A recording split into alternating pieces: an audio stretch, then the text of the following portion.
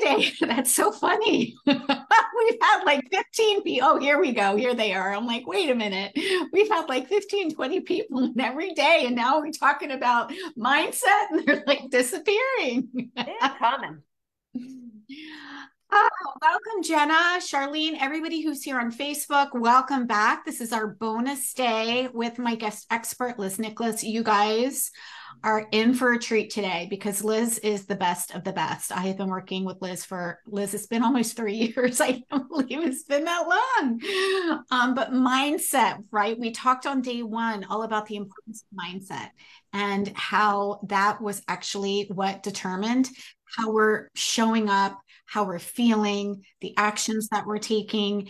And one of the places that I see many clients of mine and coaches in the industry getting stuck is how to actually think that allows you to actually make sales in your business. And so I asked Liz to talk specifically here and to kind of share some insight so that you can move through these stuck places. So we're going to just give people a few more minutes to pop on here. We've got Bridget. Welcome back, Bridget. I'm so glad to see you.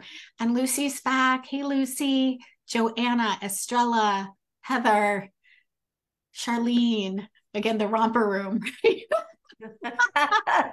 Like you said this morning. I loved romper room. That woman was just like so cozy and nurturing, right?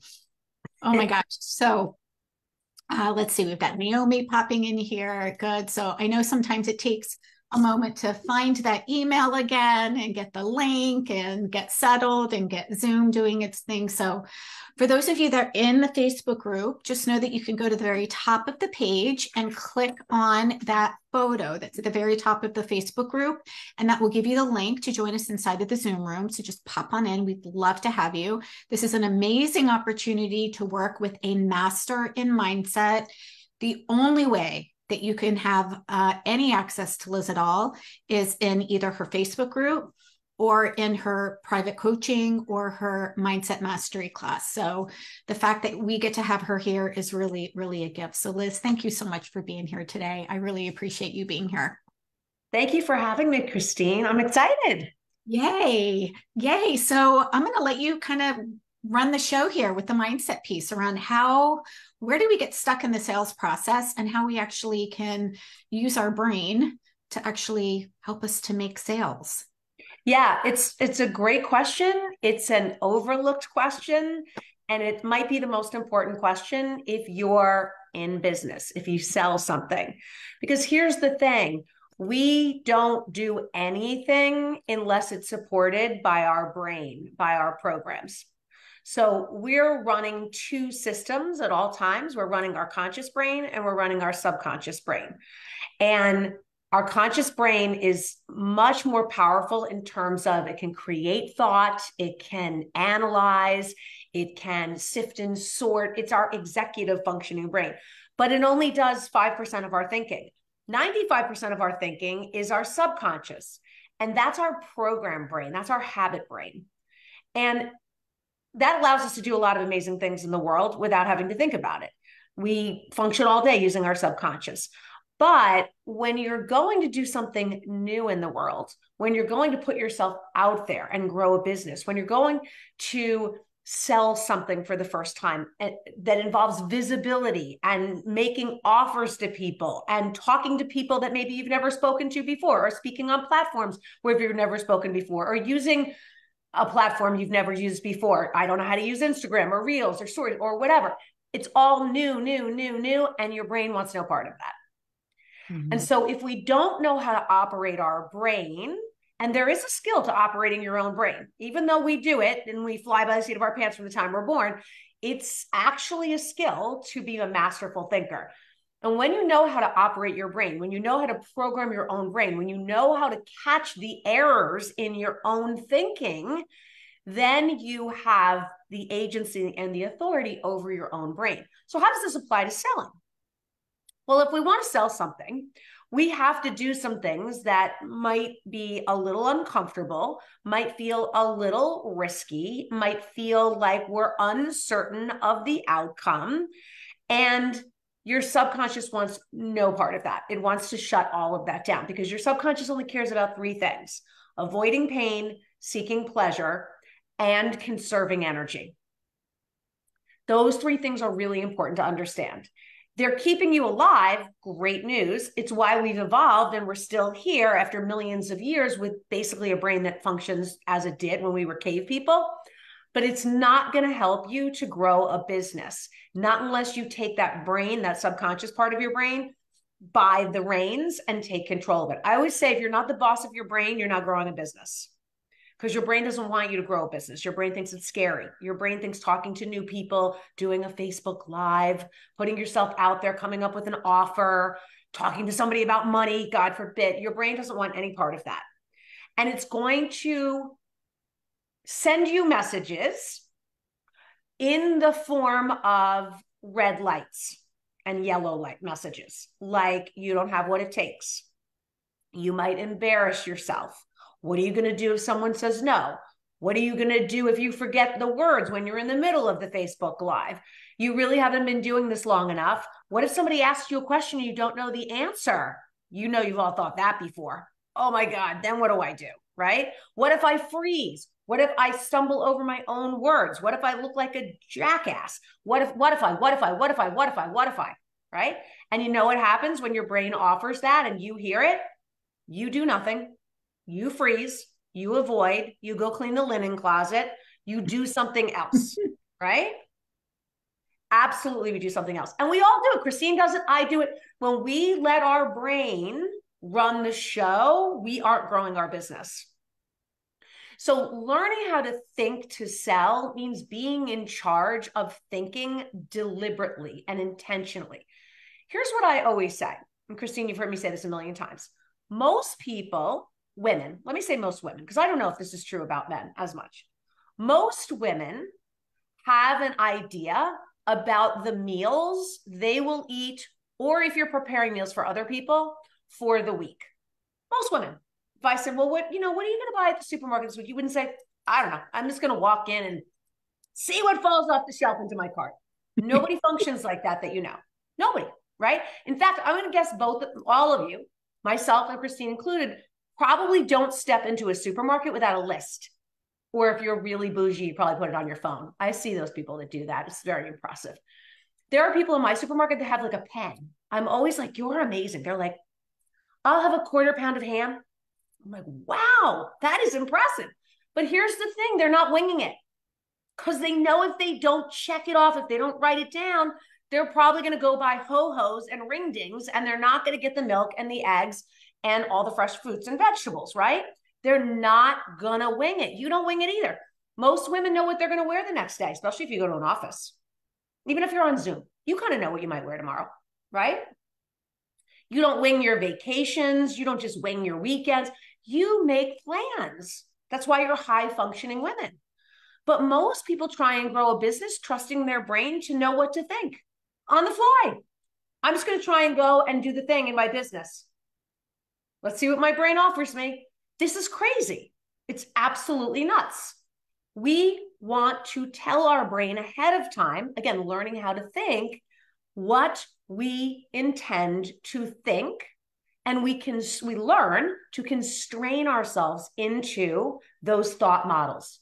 Just like you take the list to the supermarket, you're like, I'm going to buy these 27 things for the family, and no matter how good the stuff at the checkout looks, I'm not getting that. I'm not buying gum. I'm not getting a candy bar. I'm not getting People magazine. I'm staying on my list. And it helps me to be on time, be efficient, and get the job done, right? We need to do the same thing when it comes to working inside our business. We need to manage our mind, and we do this ahead of time. We never wait to the last minute. We learn to think from our prefrontal cortex and make decisions, that's your conscious brain, about how we will think ahead of time, including some emergency plans. Like, I know I'm not going to feel like getting on the Facebook Live when it's actually 5 minutes of 5 o'clock. Like I'm planning on not feeling like it. And here's what I'm going to say to myself.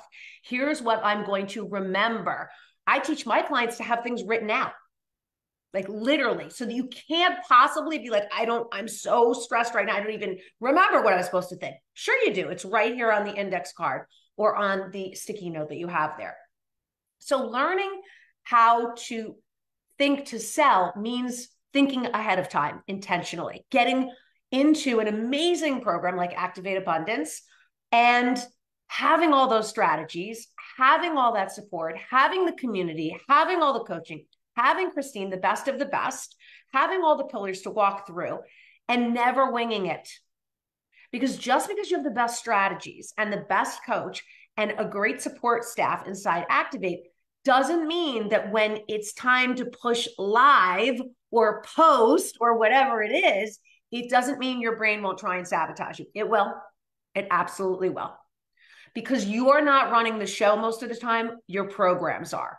And remember the program that just wants to keep you alive and safe. Okay? Your brain is risk averse. It's risk averse. So it's not going to ever just feel like doing it. Now, there is a place for discipline. There is a place for motivation. There is a place for having some stick-to-itiveness and a big fat why. And I know you all hear that out in the world. It sells books. You know, we've all seen the things, right? T-shirts, whatever. But here's the thing.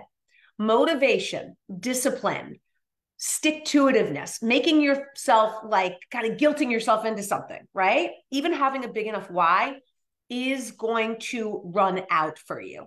And you know that. Like all we have to do is look at January 1st, what the gyms look like in the United States of America.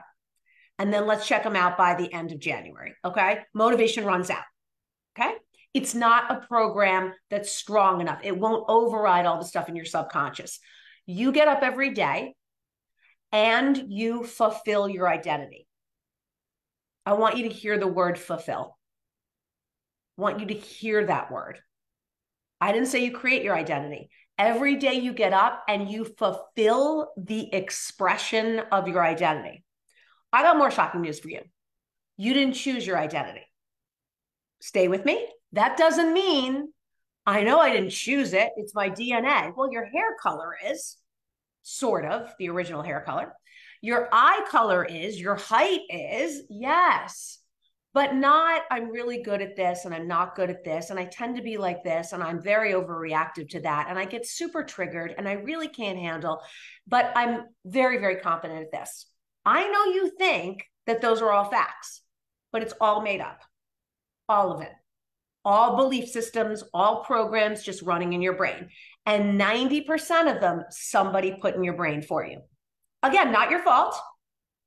Not your fault. When you're a child, young, 0 to 7-ish, you're in a thetogenic state in your brain. That means you're highly susceptible. You're not using your conscious brain. You're not using the beta part of your conscious brain. And so you're just susceptible to all the outside forces. So your teachers, your babysitters, your parents, your siblings, your grandparents, all the people that are telling you money doesn't grow on trees, girls aren't made to do this, you're not as smart as your sister, or you're our athlete, or whatever it is. All the things that are working for you and all the things that seem like they hold you back, somebody put those in your head for you.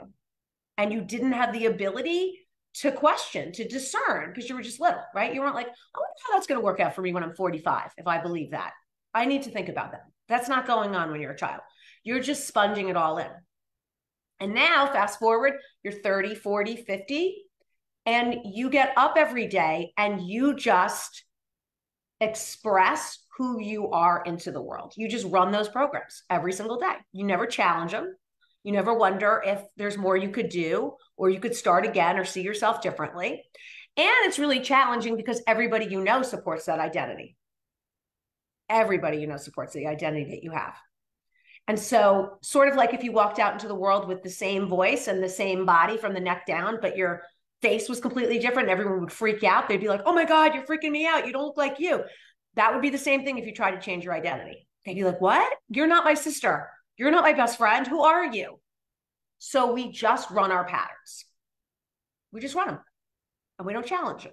We just assume what I can do is what I can do. What I can't do, I can't do. I've always been good at this. I've never been good at that. I'm super reactive. I'm an empath. I'm an extrovert. I'm an introvert. I'm good at math. I'm not good at math. I'm terrible at technology. They're just programs. So How would you design your own brain if you wanted to be a badass at selling? Like if it were a character sketch, like piece of paper and a pen, write me a character. Tell me what she's like. Is she resilient? Is she flexible? Is she strong-minded? Does she learn easily? Does she try things? If she fails, does she recover quickly? Is she sensitive? Is she loving? Can people feel her kindness? Who would you create? And you can do that. You can teach your brain new programs. And much like it's like teaching a dog, if you've ever taught a dog, a young dog, a puppy, right? You don't say to a dog, sit down once and then give them a treat. It's a million, sit down, sit down, sit down, sit down, sit down, sit down. Well, we train our brain very similarly. We use a lot of repetition. We use some emotion. We use a couple of other tools, all of which I teach inside my programs, and I teach them and activate. I teach them and activate. But there is a way to train your own brain to think differently and to start to rewrite those programs. So rather than take our same brain, which everybody tries to do, and do all these new things in the world, I'm going to tell you it's easier to change your brain so it automatically does all the new things in the world. It's so much easier because the brain that got you here can't get you there. Anything you struggle with now, the brain you have now created that struggle. That brain can't solve for the struggle. So doesn't it make more sense that we become the bosses of our brain, that we decide how we will think, what we will think, who it will be, and then let that express itself automatically into the world? No heavy lifting needed. Because your subconscious is doing this automatically every single day. How many of you here, give me a show of hands, how many of you have ever hopped in the car to go to the supermarket or the dry cleaners or something like that, and you're listening to a song or you're talking to somebody on the phone, and you wind up at the dry cleaners or the supermarket and you're like, I don't even remember driving here? Raise your hands if you've ever done that. Okay. All of us. I know you have, right? Have you ever said like, who just drove that car? That's kind of creepy. Who drove? I know I was here, but like, who drove the car? I'll tell you who drove the car. Your subconscious drove the car. That's a beautiful thing. It did a pretty good job, right? Put your seatbelt on too, and like stopped at the stop sign and the red lights. It did hand signals, the whole thing. Did the whole thing while you weren't paying any attention. That's powerful. That is powerful. You use that subconscious all day long, and it can do things automatically like crazy. Make omelets, fold laundry, ride a bicycle, drive a car. It does amazing things.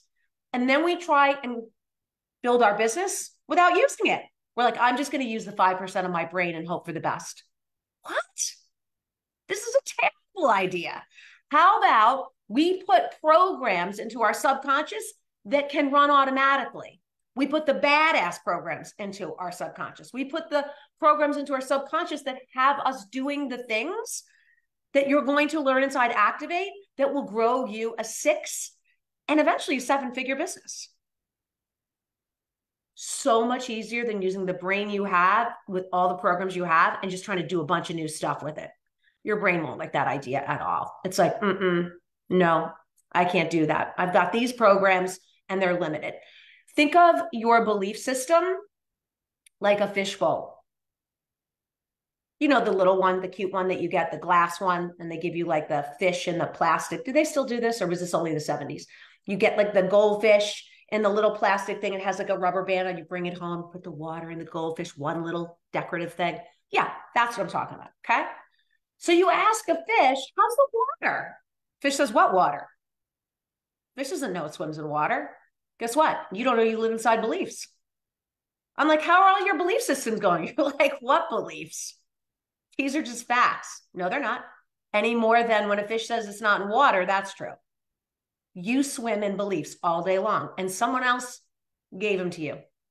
So learning how to think to sell means taking back control of what your brain is operating with and getting access to all of this information through Activate and the best of the best coaching from Christine. But the strategies alone aren't going to do it.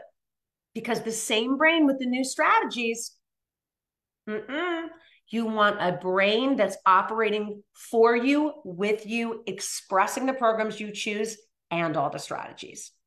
And that's what we do inside of Activate. You learn all of the magic from Christine, and then I come in a couple times a quarter and I help you learn how to think to sell. Christine, do we want to take some questions? Open up? Okay.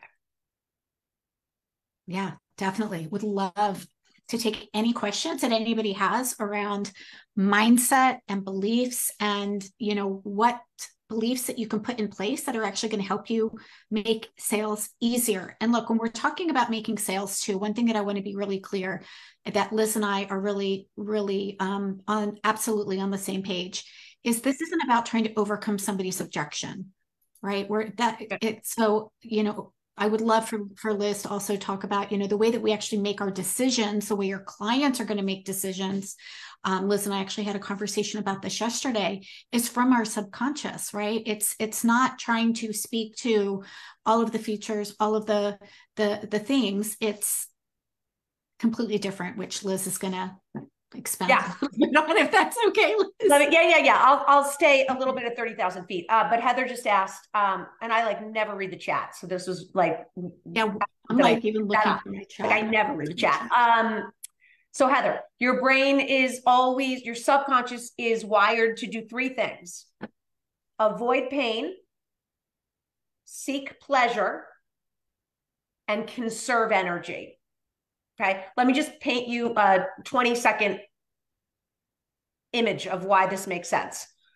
Go back and be a hunter-gatherer for a minute. Okay.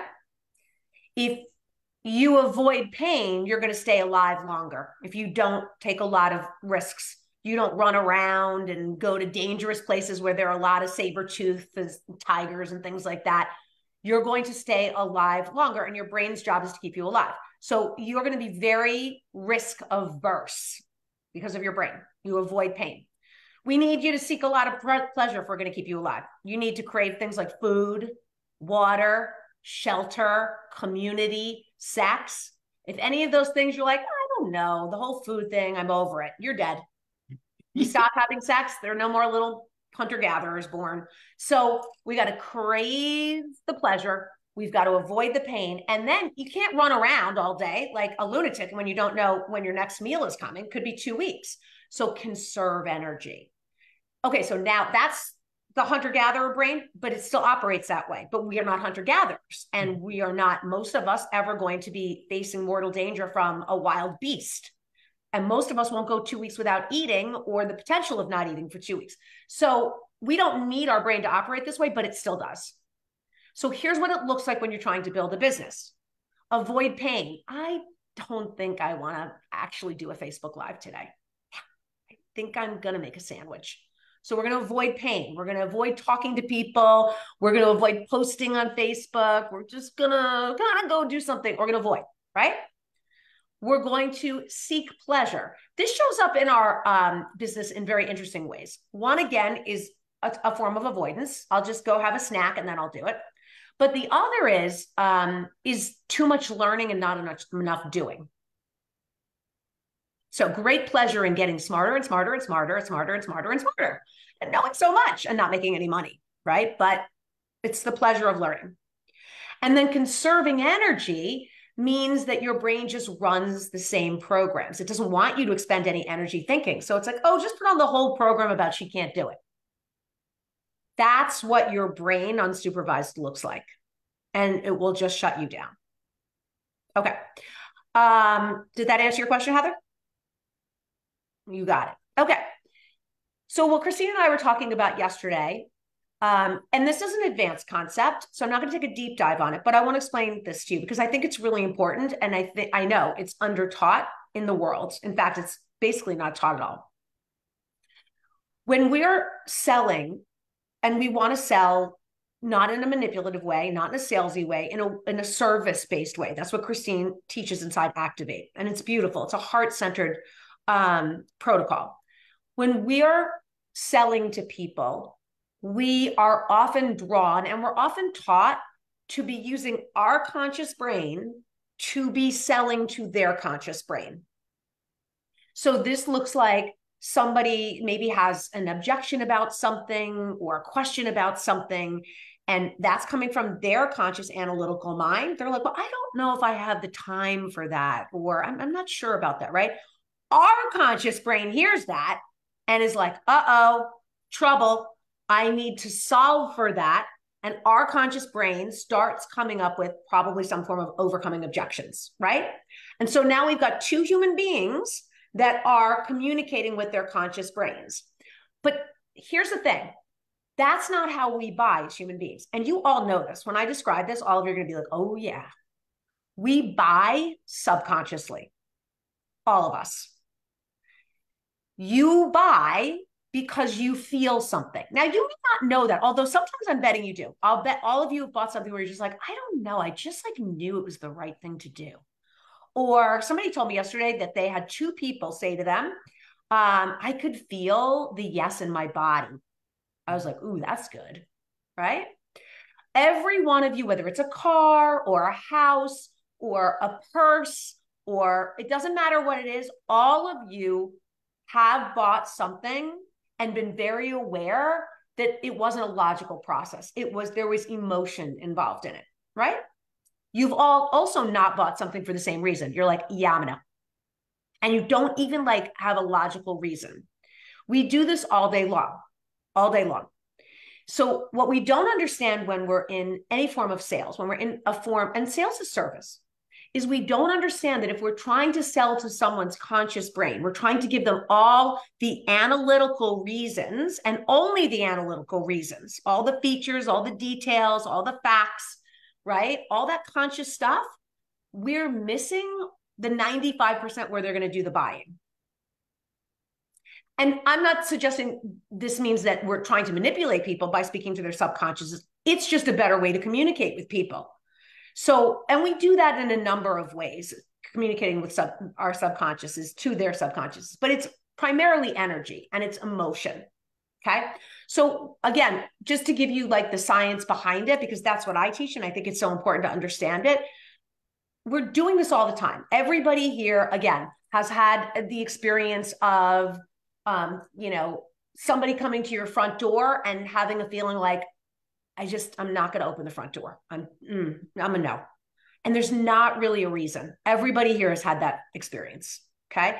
What is it you were picking up? And thank God you didn't care. You just trusted that and you didn't open the front door, right? What is it you were picking up? I don't know. And in the moment it happens, you don't know. There are a ton of mental faculties that are going on below the surface that are reading signals that your conscious brain doesn't pick up. That just is kind of like, no, right? That's going on all the time. Why? Because your brain, again, is wired for survival. And so your brain is reading things that your conscious brain isn't. Let me give you another example. I almost literally got killed by a bus in London. I am not kidding you. Like, I don't remember it that well, but my family's like, no, seriously. Like, I do remember screaming and being thrown out of the way, but I almost got hit by a bus. It was my own fault too. But anyway, I digress.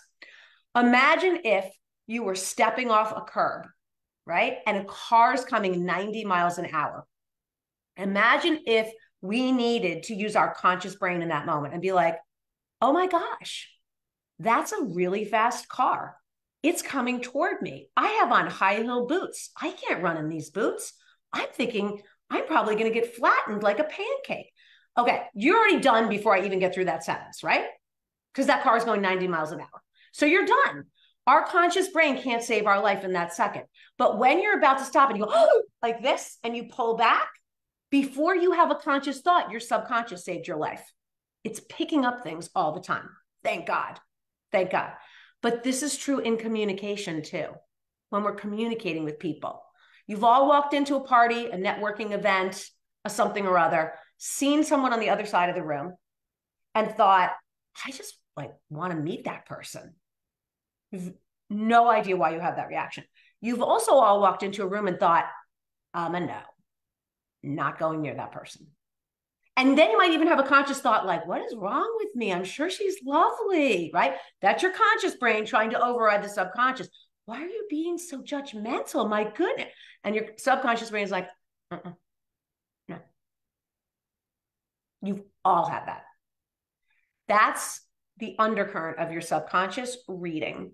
And selling is the art of understanding your subconscious, because people are buying because they trust you, because they feel connected to you, because you have built rapport, because you have shared a story or been vulnerable or been open and demonstrated your true service and care and concern for their results.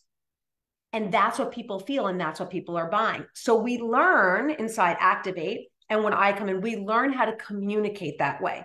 We learn that the energy behind is more important, I think, at least equally as important as the actual words. And we start to work with energy. That doesn't mean you shouldn't write a great post. It doesn't mean you shouldn't send a wonderful email secret. It doesn't mean you don't do the things, but you start to understand how people feel when they receive it matters more than the actual thing. And this is the last thing I'll say, and then I'm going to shut up. And whatever's going on for you, God bless you, Kate, whatever's going on for you in your life and business energetically is oozing into all other areas. I just said this to a client this morning who has been feeling a little resentful about a situation that's on the other side of her business. It has nothing to do with something she's doing over here. And I said, make no mistake, that's showing up energetically. Clean up the resentment over there if you don't think it's showing up over here in this end. Energy doesn't compartmentalize. It's like oxygen. It's flowing everywhere. So we become energy managers in order to learn how to think to sell. Okay. All right, shut up so we could take a question. That was awesome, Liz. So good. So good. So yeah, you guys come off mute. Like, what question do you have for Liz? This is such a good opportunity to, hear and to get an expert's view around how to think to actually make a sale. Where do you feel like you're getting stuck in making a sale? You guys are all making as many sales as you want? You got all the money, all the any place they've made a mistake, I made the mistake first. There is any mistake you guys could possibly be making that I haven't made. There's no chance. I'm an expert at making mistakes. Go ahead, Jamie. I'm not in a place yet where I'm selling. I'm still getting ready to do my coach training. So I'm sort of a fly on the wall. But I do want to comment on everything that you've said. It really also translates, like I thought about doing life coaching, and it really translates to relationships. So if you can understand the subconscious, that gut level feeling that we get about people and relationships, I think that this translates so well, and it makes so much sense to me. So I just wanted to say thanks for that, because I completely understand it on a relational level. We all get that gut feeling. I have a 21-year-old daughter, and, she's in that world of, guys like her. She likes guys, and it's that whole but she gets this gut feeling, and she's always second guessing herself in the conscious, going, yeah, but, yeah, but, and I'm like, no, go with your gut, girl. It's telling you something. Yeah. And what kind of coach certification, what type of coach are you becoming?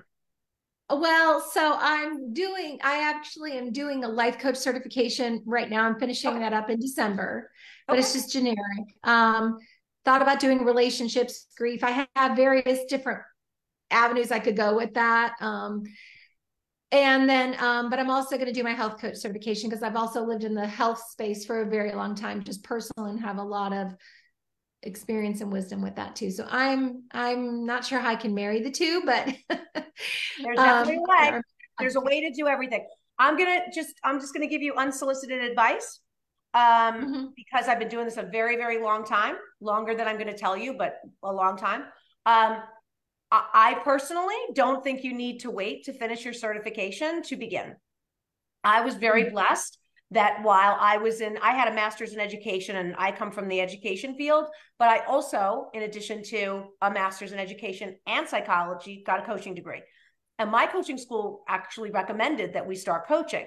So I started with a business coach before I graduated. And even though in the very, very beginning, like maybe the first 3 months, I did pro bono, it was some of the most valuable work I did.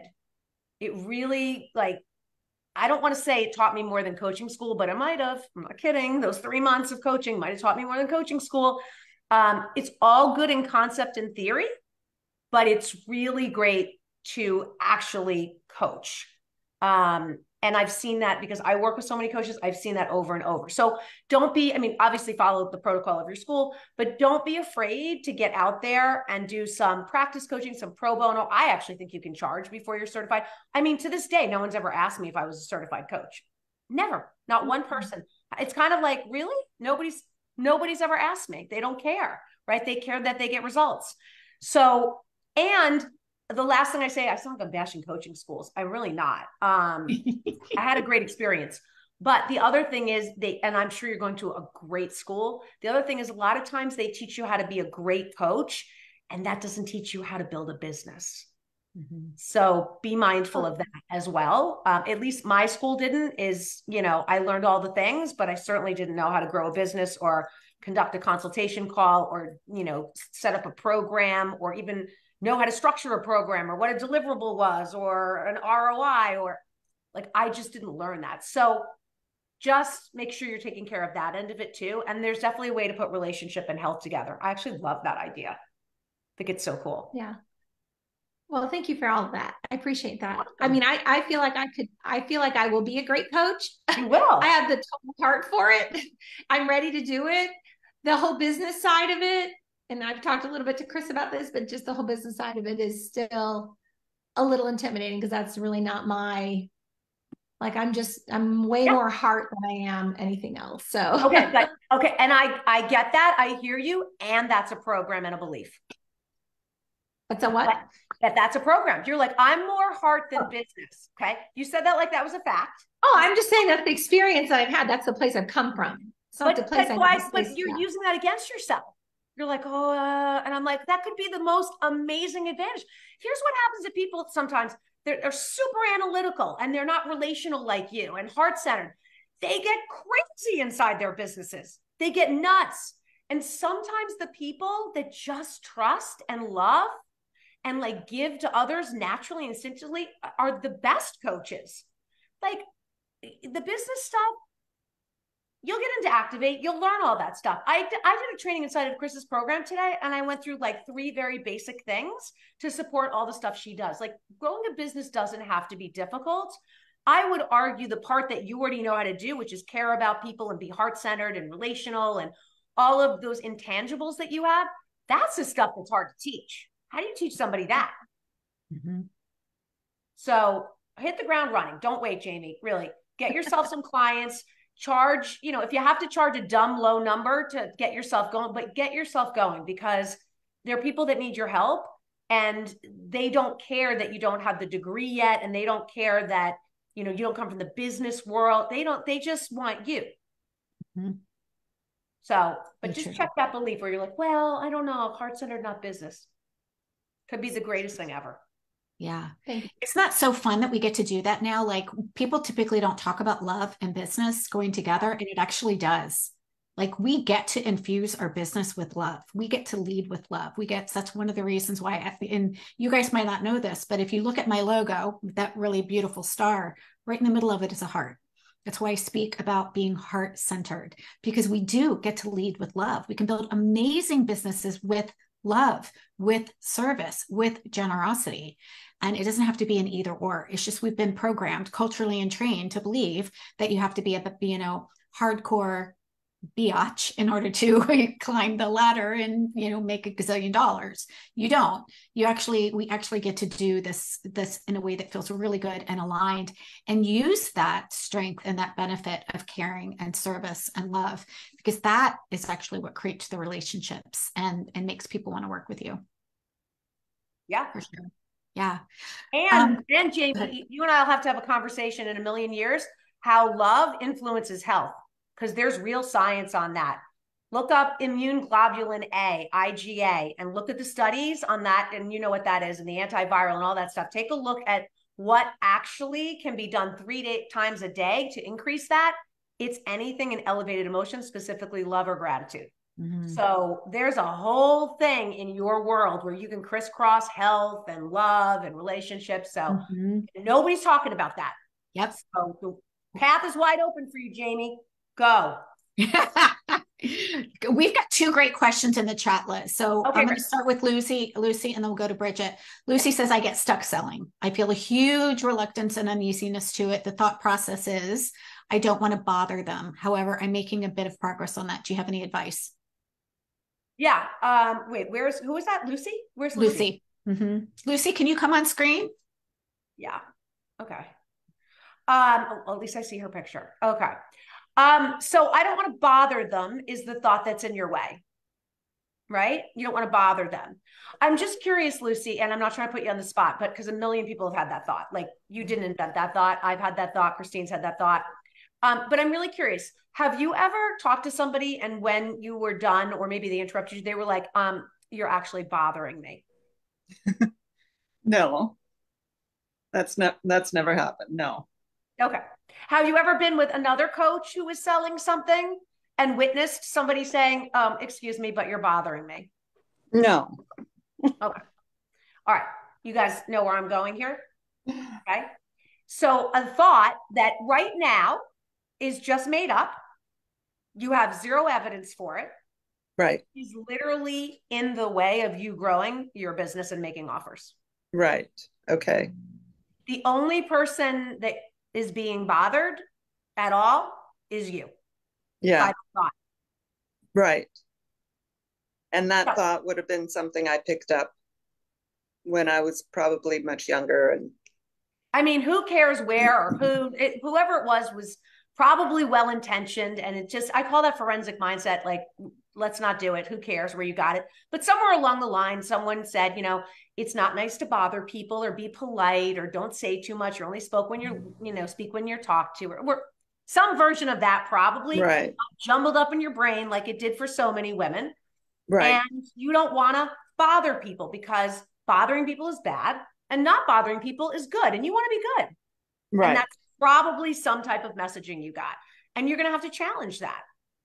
So it's a matter of finding a new, like a turnaround to that, I suppose.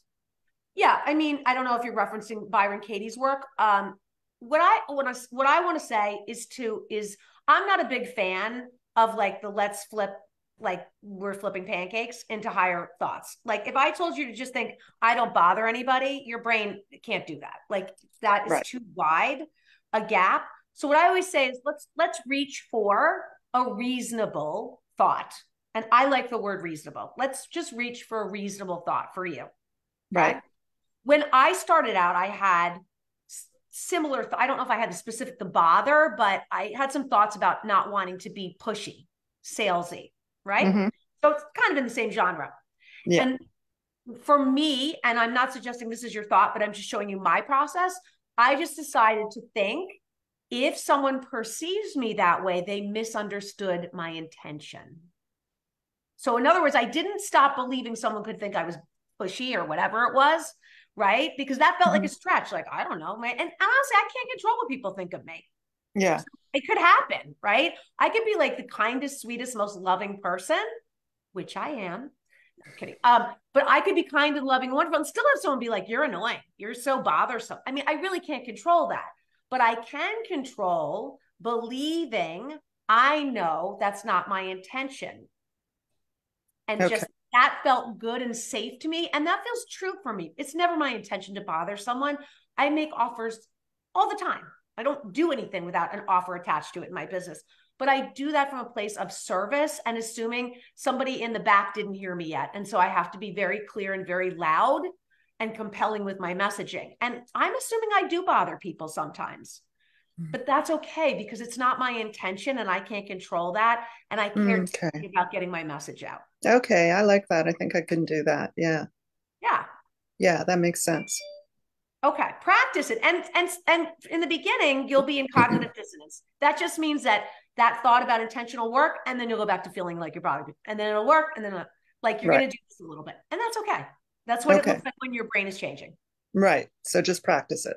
Just practice it like you would practice anything you wanted to get good at. Piano, golf, right? You just go and you practice, and sometimes you make the shot and sometimes you don't. Yeah.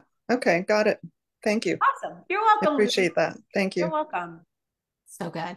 So, Bridget, are you here still? Bridget. I don't think she's here still. Okay. I can answer it anyway, real quick. Yeah. So Bridget was actually saying she couldn't be on camera. She just doesn't attract enough people yet in order to make the sale. So that's just a thought as well. I would love for you to kind of speak to that thought that I don't attract, like, there's nobody in my world for me to actually make an offer to. Okay. Again, I've got a lack of information here. I don't know if she has a Facebook group. She's using Instagram. I don't know how, I'm not a big fan of like, I haven't attracted the right people. For me, that feels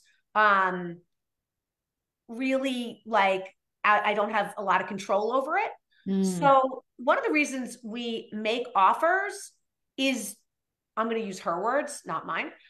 We make offers to attract people. We don't wait till we have attracted enough people to make offers. The offering is the attraction. And so I think that's just, we want to just turn that around a little bit and think about that.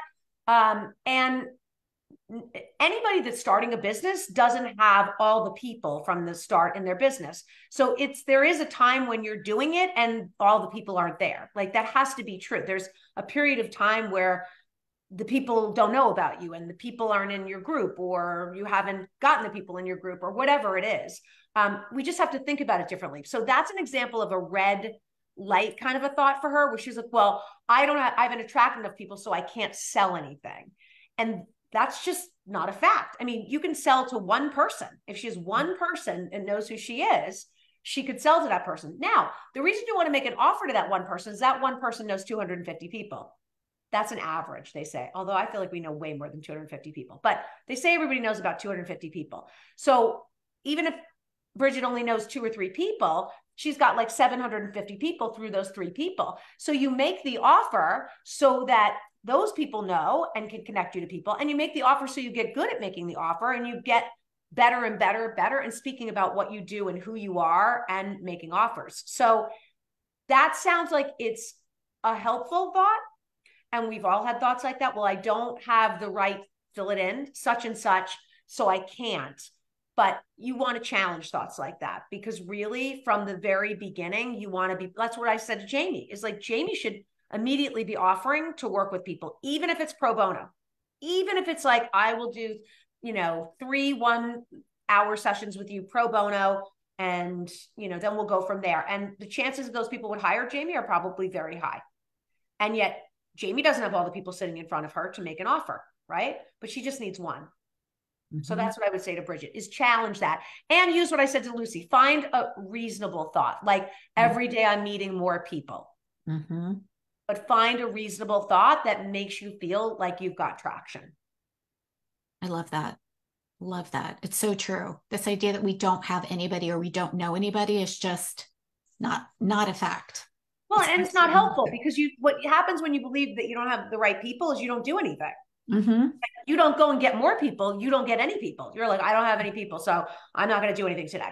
Like, that thought doesn't actually grow a business. It sounds like it would, like, well, I don't have any people, so now I'm really going to get busy. But that's not how that thought lands.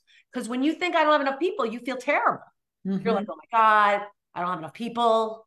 This is other people have people. I don't have any people. I'm a person without people. Like, I'm gonna get a sandwich. I'm gonna watch Netflix. You definitely don't do anything from that thought. But if you would thought, like, there are people everywhere, I should go out and talk to people, now you're gonna grow a business.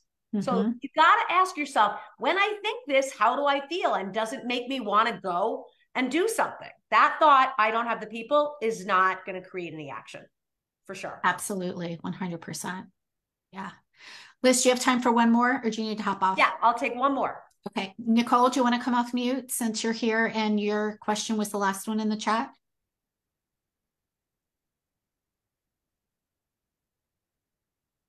You got it.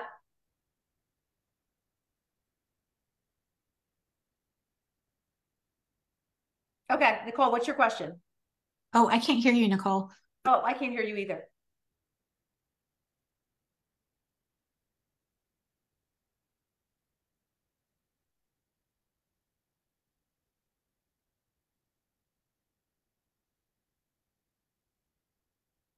Okay, it says connecting to audio. Okay. There you are. Now I hear you. Can you hear me now? Yeah. Okay. Sorry.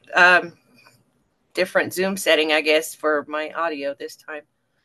I don't know so much it's a question as just I stepped away from my business over the last year because I was having some really big health issues and stuff like that. I'm actually recovering right now from a major surgery a few weeks ago. So I've been home and refocusing on getting my business running. But in June, I started working a 9-to-5 job with developmentally disabled persons.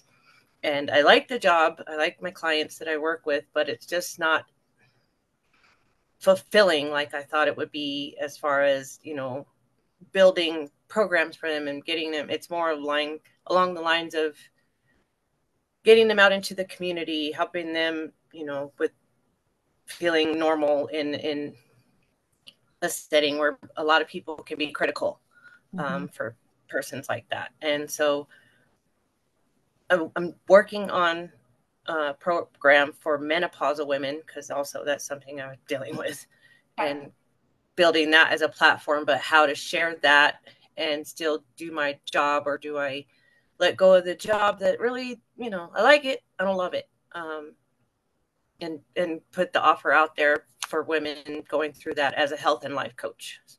Okay. So, I don't know if you need the job. I mean, that's one part of the equation. Like, if you need that job, if you are making a great salary and you're getting benefits and it's close to home, and, jobs can be fulfilling in multiple ways. Sometimes they're fulfilling in all the ways, and that's great. And sometimes they're fulfilling in one or two ways. This doesn't seem to be fulfilling in terms of your heart and your passion and what you really want to be doing. Perhaps it's fulfilling in other ways. I don't know, and we don't have to discuss that. But that is something I would think about, is fulfilling has many faces, right? What I want you to notice is how your brain is suggesting to you that it's an all or nothing. It's you work at your job and because it's a job and whatever, even though it's not fulfilling, or you quit your job and you really go for the menopause coaching stuff and the other things that you want to put in there. And it doesn't have to be an all or nothing. In fact, most of the time, all or nothing thinking is not to our advantage. It's very dramatic brain stuff, right?